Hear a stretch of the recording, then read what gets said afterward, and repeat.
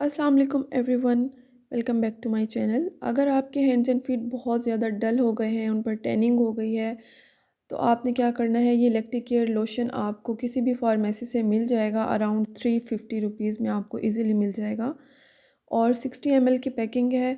آپ نے اس لوشن کو 2 to 3 ٹائمز اپنے ہینڈز اینڈ فیٹ پہ یوز کرنا ہے۔ آپ نیک پہ بھی اس کو استعمال کر سکتے ہیں، اپنے ڈارک ایلبوز پہ، نیز پہ، باڈی کے کسی بھی پارٹ پہ آپ اس کو استعمال کر سکتے ہیں۔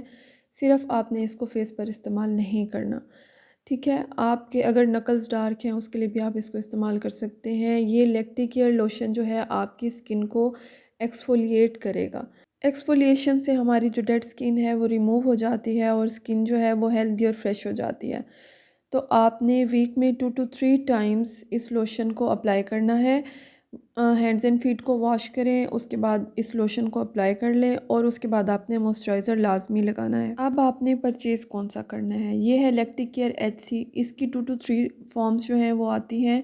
اس میں ہائیڈرو کورٹیزون ہے، آپ نے ہائیڈرو کورٹیزون والا نہیں لینا، آپ نے الفا ہائیڈروکسی ایسڈ والا لینا ہے، جس میں کہ لیکٹک ایسڈ ہوتا ہے۔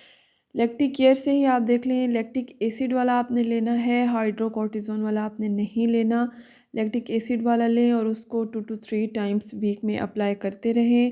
اس سے کیا ہوگا کہ سکن آپ کی خوبصورت ہی رہے گی، اور جتنا عرصہ آپ اس کو استعمال کرنا چاہیں آپ کر سکتے ہیں۔ ضروری نہیں ہے کہ آپ اس کو 1 ماہ استعمال کریں یا 2 ماہ استعمال کریں۔